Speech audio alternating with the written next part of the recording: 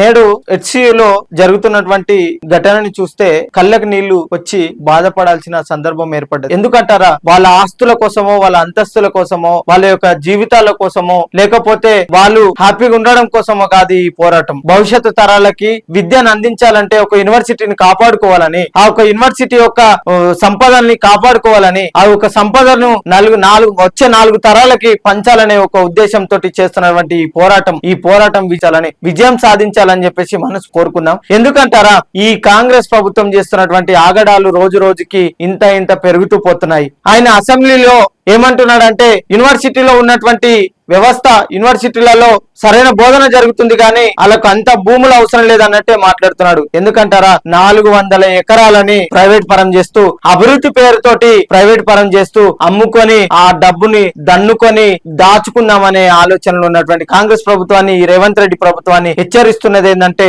ఖబర్దార్ రేవంత్ రెడ్డి, మా భూముల జోలికి వచ్చిన, మా యూనివర్సిటీ భూముల జోలికి వచ్చిన, మా విద్యార్థులతో చెలగాటం ఆడిన ఖబర్దార్, నీకు రాజకీయ పుట్టగతులు లేకుండా చేస్తామని చెప్పేసి ఎస్ఎస్ఎఫ్ నుంచి డిమాండ్ చేస్తున్నాం. అలాగే 1580 ఎకరాలు ఉన్నటువంటి యూనివర్సిటీ 1974లో ఏర్పడినటువంటి హెచ్సి యూనివర్సిటీ సుసంపన్నమైనటువంటి, సువిశాలమైనటువంటి, చాలా చక్కని విద్యను బోధించేటటువంటి యూనివర్సిటీలో రాబందులు చొరబడి 400 ఎకరాలని నువ్వు ప్రైవేటీకరణం చేసి నువ్వు డబ్బులు దోచుకునే ప్రయత్నం చేస్తున్నావు. ఖబర్దార్ అని తెలియజేస్తున్నాం. ఇది ప్రజల ఆస్తి, ప్రభుత్వంతో ఈ ప్రభుత్వ ఆస్తి అని చెప్తున్నావు. మరి ప్రభుత్వం ఆస్తి అంటే ప్రజల ఆస్తి కాదా? ప్రజల ఆస్తి అంటే విద్యార్థుల ఆస్తి కాదా? విద్యార్థులు దాన్ని చదువుకుంటున్నటువంటి వాళ్ళ హక్కు కాదా అని నేను అడుగుతున్నాను. అక్కడ ఏముంటాయి? అక్కడ ఏమైనా పులులు ఉంటాయా, సింహాలు ఉంటాయా? గుంట నక్కలు చేస్తున్నట్టు మా లాంటి విద్యార్థి నాయకులకు గానీ, ఏ విద్యార్థి సంఘానికి గానీ ఏ ఒక్క పార్టీ అండదండలు లేవు.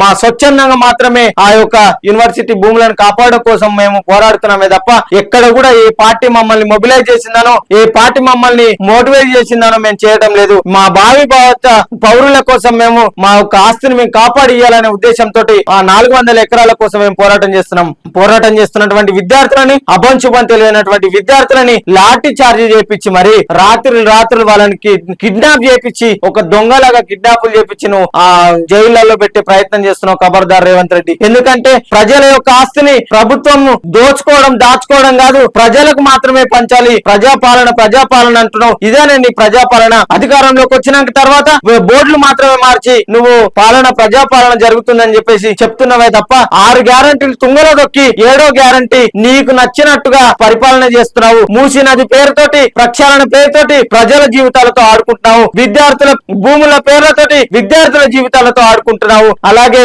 నువ్వు ఏ ఒక్క ఉచితాన్ని కూడా పర్ఫెక్ట్ ఇవ్వకుండా ఈ యొక్క ఓటర్లతో ఆడుకుంటున్నావు. ఖబర్దార్ బిడ్డ, వచ్చే స్థానిక ఎన్నికల్లో నీకు చుక్కలు చూపించడం కోసం విద్యార్థి లోకం చైతన్యమైతుంది. విద్యార్థుల భవిష్యత్తు ఆడుకుంటున్నావు, విద్యార్థుల యొక్క జీవితాలతో చెలగటం ఆడుతున్నావు. అంతేందుకు నీ యొక్క మంత్రివర్గంలో ఉన్నటువంటి 2 మంత్రులు ఎక్కడి నుంచి వచ్చారు? అదే హెచ్సి నుంచి రాలేరా? హైదరాబాద్ సెంట్రల్ యూనివర్సిటీ నుంచి రాలేరా? దుద్దిల శ్రీధర్ బాబు ఐటీ మినిస్టర్ ఎక్కడి నుంచి వచ్చిండు? అదే హెచ్సిలో ఎంఏ పొలిటికల్ సైన్స్ చేశాడు కదా. ఉప ముఖ్యమంత్రి ఎక్కడి నుంచి వచ్చిండు? బట్టి విక్రమార్క గారు. అదే హెచ్సి హైదరాబాద్ సెంట్రల్ యూనివర్సిటీ కదా, ఆయన ఒక పోస్ట్ గ్రాడ్యుయేషన్ చేసింది. అంటే మీరు ఎందుకు స్పందిస్తలేరు? మీరు ముఖ్యమంత్రులుగా, మంత్రులుగా, లేకపోతే ఎమ్మెల్యేలుగా గెలిచినటువంటి ఎందుకు మీరు స్పందిస్తలేరు? ప్రజాధనాన్ని ఎందుకు నిర్వీర్యం చేస్తున్నారు? అభివృద్ధి పేరుతోటి మీరు ఎందుకు ఇట్లా నాశనం చేస్తున్నారు? విద్యార్థుల జీవితాలతో ఎందుకు ఆడుకుంటున్నారు? మీరు దుద్దిల శ్రీధర్ బాబు గారు, బట్టి విక్రమార్క గారు, మీరు ఎందుకు స్పందిస్తలేరు? ఈ మాట అనాల్సిన అవసరం వస్తుంది. తల్లి పాలు దాగి తల్లి రొమ్ము మీద తల్లినట్టు లేదు. మీరు అదే యూనివర్సిటీలో చదువుకొని అదే భూములు మీరు మళ్ళీ ప్రైవేటీకరణ చేస్తూ విద్యార్థుల యొక్క జీవితాలతో ఆడుకున్నట్టు కదా. వాళ్ళ ఆస్తుల కోసమా, వాళ్ళకు ఎకరం భూమి కోసం పోరాడుతున్నారా? వాళ్ళకి బట్టలు చించుతూ ఆడపిల్లలను చూడట్లేదు, మగపిల్లలను చూడట్లేదు. వాళ్ళు విద్యకు దూరం చేస్తూ, వాళ్ళ యొక్క వ్యవస్థకి దూరం చేస్తూ వాళ్ళని జైళ్లలో పెట్టే ప్రయత్నం చేస్తున్న ఖబర్దార్ రేవంత్ రెడ్డి. హెచ్సి భూములకే కాదు, ఉస్మానియా యూనివర్సిటీలో కూడా నీ నియంకృత పాలనని కొనసాగిస్తూ వీసీ ద్వారా, రిజిస్టర్ ద్వారా నువ్వు సర్కిళ్లను రిలీజ్ చేస్తూ ధర్నాలు చేయొద్దు, రాస్తారోకోలు చేయొద్దు, నినాదాలు చేయొద్దు అని చెప్పేసి అంటున్నావు.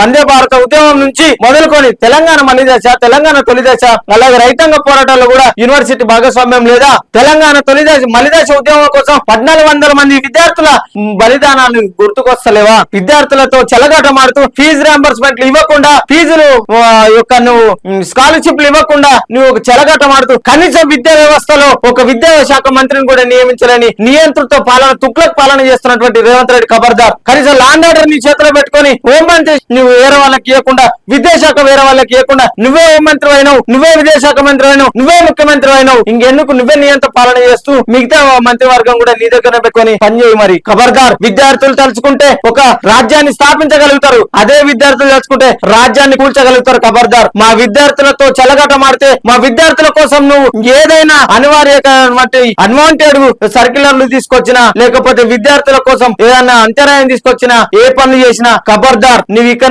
ఇక్కడ నుంచి చెల్లదు, నీకు చెల్లదు. విద్యార్థి లోకం మేల్కుంటుంది, విద్యార్థుల లోకం మేల్కుంటుంది. నీ పతనాన్ని మాత్రం అతి త్వరలో చూస్తావు. ఈ యొక్క 400 ఎకరాల్ని నువ్వు అమ్మే ప్రయత్నం చేస్తున్నావని విరమించుకొని హెచ్సియుకి మాత్రమే పరిమితం చేయాలని చెప్పేసి SSF నుంచి నేను డిమాండ్ చేస్తా ఉన్నాను.